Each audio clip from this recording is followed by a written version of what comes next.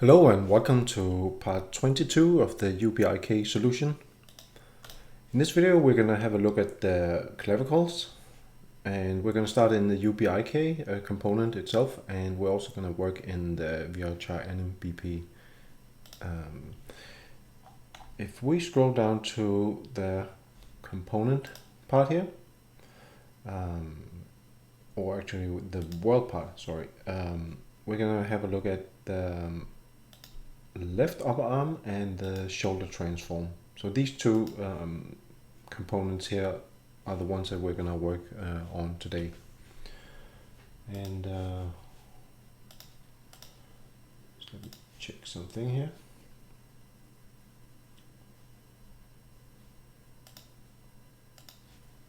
Okay. The shoulder transform is this one, and the left upper arm transform here. So these two create an angle between the shoulder and the upper arm. And if we have a look at the skeleton, the spine 3 is kind of it's too low, sort of, and the clavicle is going to be pointing upwards. So this is the joint that we are creating at the moment here. So technically we should sort of create an artificial bone somewhere down here, which we currently actually don't have access to. But we can actually get away with a sort of a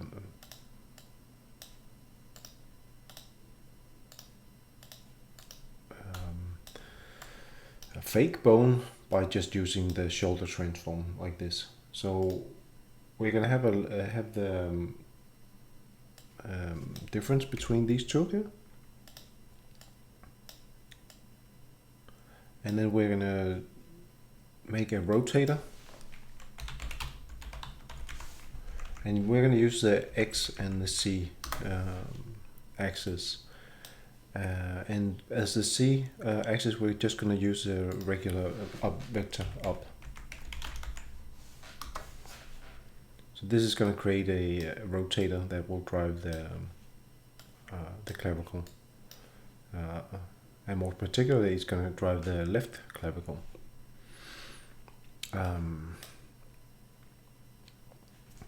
So let me see, but we actually need this in component space, because everything in the VR and NMBP is going to be happening in component space, so we need to convert this. So we're going to make a transform, and we are going to feed in this rotation here, and we're not going to worry about the location here. And then we're going to say compose this with the component transform in world, but inverted. This is going to convert it into component space, and it since this is a world space, a world space transform,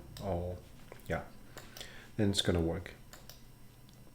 So out of this is gonna come a clavicle. So we're gonna promote this to a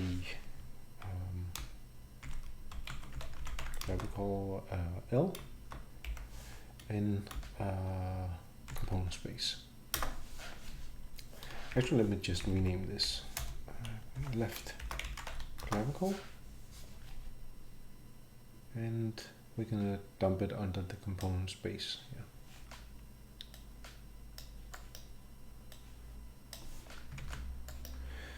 I think I will.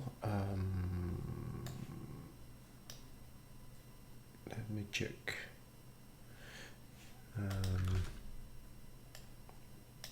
So it's using the upper arm transform, and if we go into the solve arms, just want to make sure, yeah, well, they're being touched at the end here, so it would probably be the best actually to put the setting of the clavicle inside solve arms as well, since this is where it's being altered the last time. So let's drag it in here.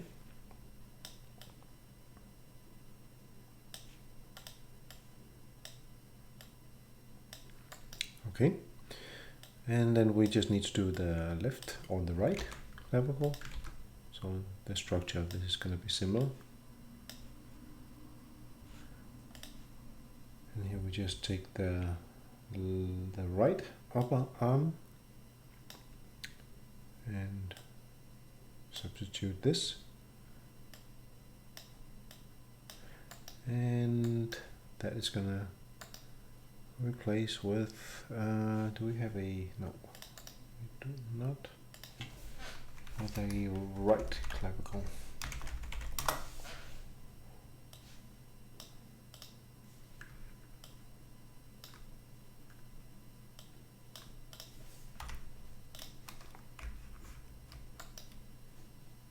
Okay. So all we need to do now is to update it on the anim graph, but we also need to expose it as a variable here. But first of all, let's just hit play in Simulate. And we can, if we just notice this red ball here and representing the clavicle or the upper arm, you can see when I move the arm forward or the hand forward, it is also moving forward. It is changing position here. So if we look at this from the top, we can see that this ball here is moving into the body and a little bit out the further away I stretch this. But as you can see, the shoulder joint here of the character is not moving at all. So that is what we're gonna look for when we test this. So we have all this stuff here with the A pose going all the way through the spine joints to the head. And then we just make some more space here. And we will add another transform modify bone. And we're gonna add a variable, call this as a rotator, and call this left clavicle L, and we should also create the other one.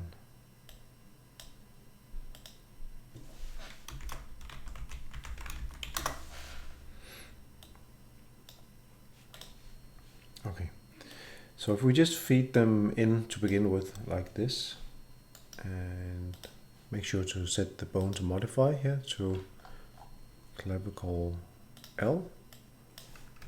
Well, it would help if I pick the right one. And here we pick the other one, clavicle R.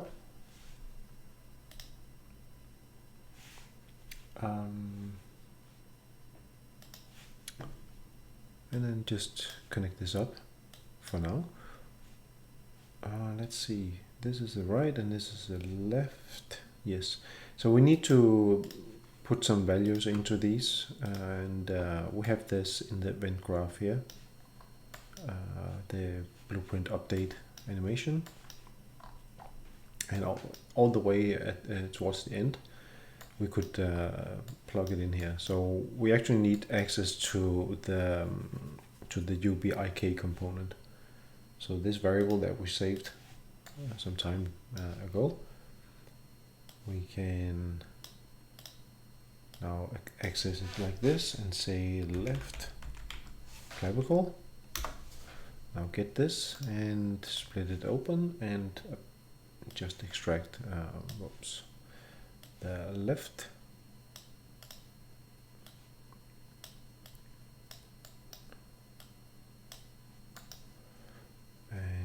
Let's do the same for the other one.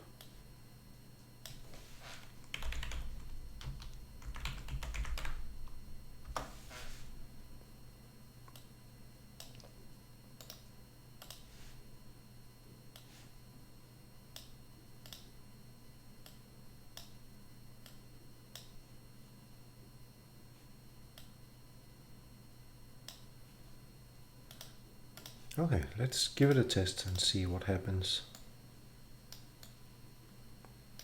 Okay, so clearly something is wrong. As we can see, if we go into perspective mode, it looks like something really weird happened. And again, this is because we need to add some offsets to these values. And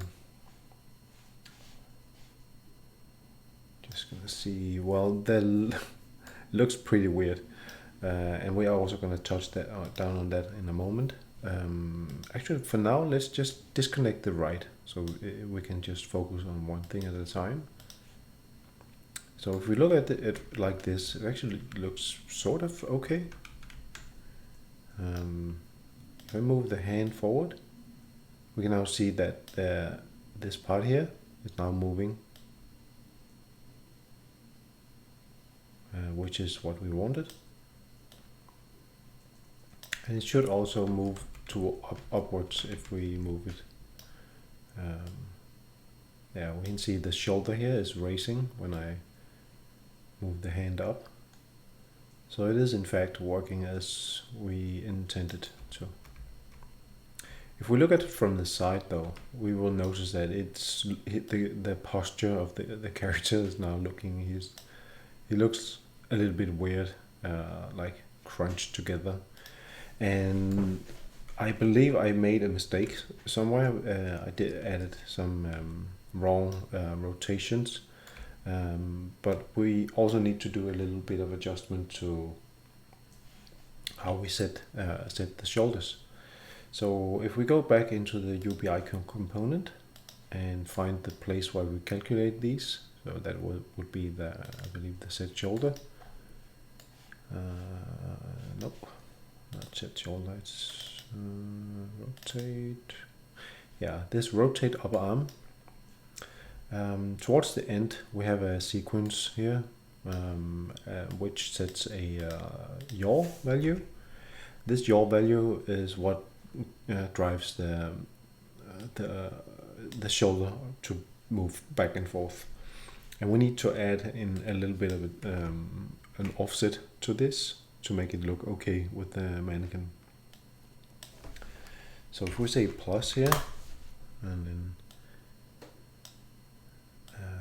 we're gonna do it with both of them. So let's say call this new variable.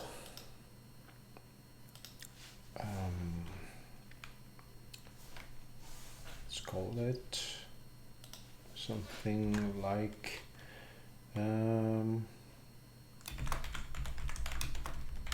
Clavicle offset.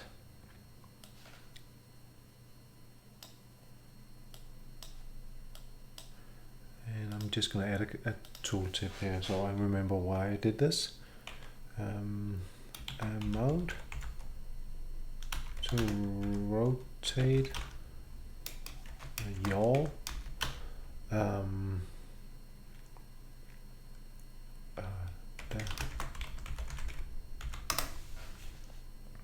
Okay, and we're going to add this into both of these. So this is when we move the hand backwards, but it's going to be the same.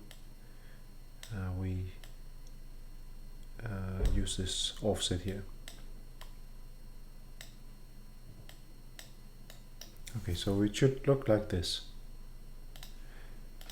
You might wonder, what should we enter into this clavicle offset here? So here's another thing I want to do in this video. I want to add in a little helper function, which is going to be called get debug values. And this is going to return a vector. Oops.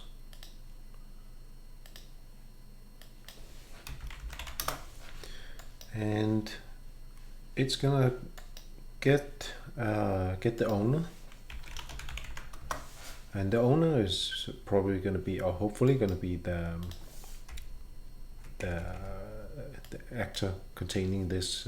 It's going to be the actor containing this component here. So in this case, the VR character. So we're gonna say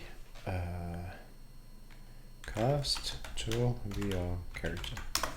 Normally, I would not recommend doing it like this. I would probably use an interface to do this.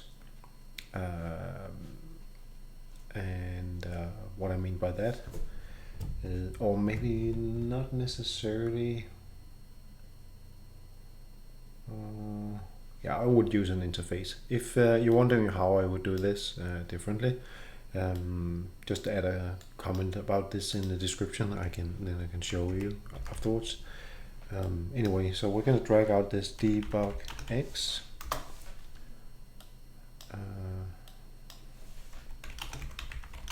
Y and debug C. So let's split this open and then feed them all in here. Okay, and then we're gonna make this pure, so it's just a bit easier to work with. Now it doesn't take too much space. And then we're going to go to the event graph here and call this. So get debug value, split it open, and then we're gonna scroll down and set this value here. So just gotta drag it out to the X of this here. So we then hit play.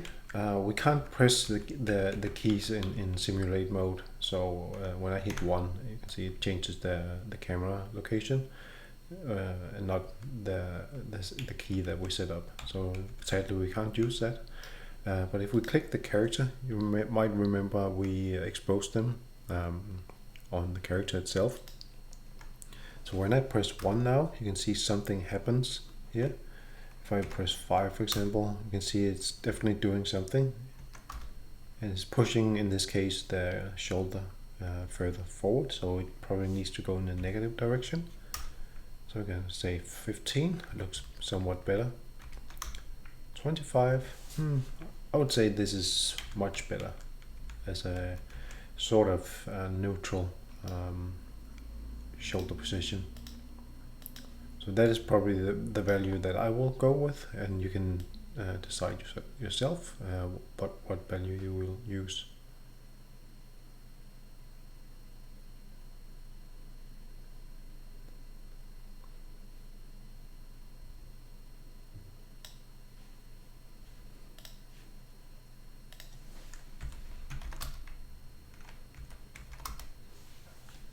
Well, maybe minus 30 would do okay.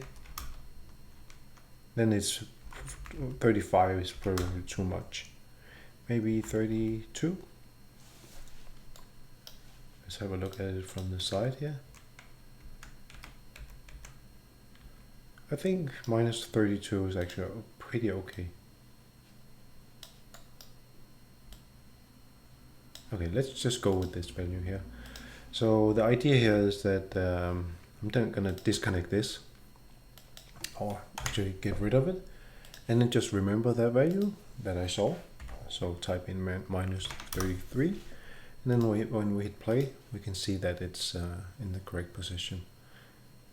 So all we need to do now is to fix the right shoulder, which was looking a little bit weird, if you remember. So if we connect this one up and have a look at it again, then we see the right shoulder, or the right clavicle, is completely pointing the wrong direction. So that needs a little bit offset. So if we go into I think we're just going to do it inside the, no, let's not do it. Let's not pollute it like that. We're going to combine a rotator, and you might remember when we added to the A, then we're doing this in local space, so we're gonna use the Y axis here and then turn it around 180 degrees and then drag it out like this. And now we have a working right clavicle as well.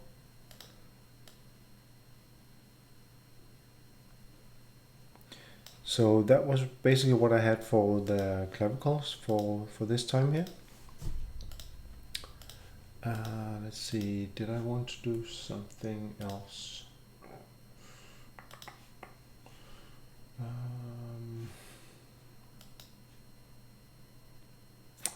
Yeah, actually let's do one thing. Let me just check how much time I spent. So 20 minutes. Let me do this real quick. If in our VR character, I'm gonna add in a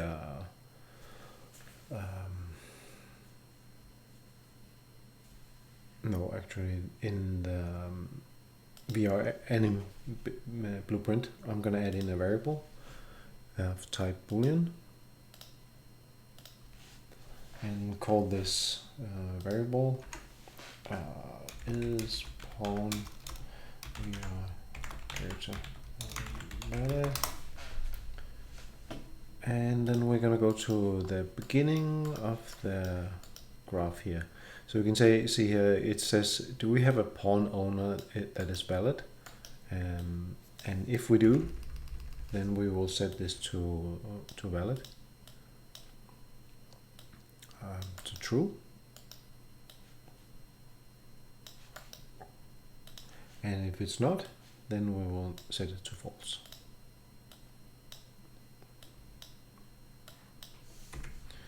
And I'm going to use this towards the end here and say blend by bool and say if it's active, if the VR character is active, then we're just going to use whatever we calculate here. Otherwise, we're just going to use this A-pose, raw A-pose animation and plug that in here. So that means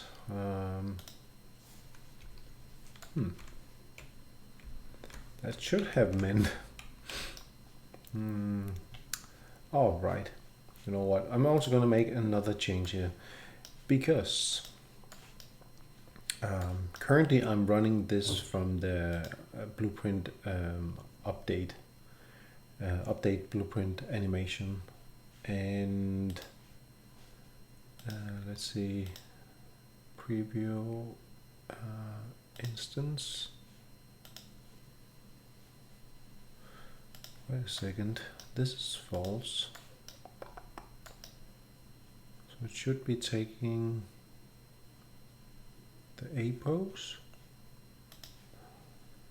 Oh. Okay, that's a bit weird. Actually,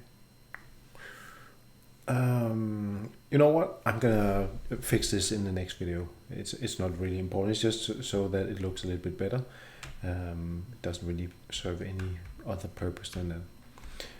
So anyway, we're gonna finish here, and we have done the clavicles. So we're gonna continue in the next video by looking hopefully at both the upper arm and left lower arm, or the upper and lower arm is what I'm trying to say here. And let me just check if this is possible.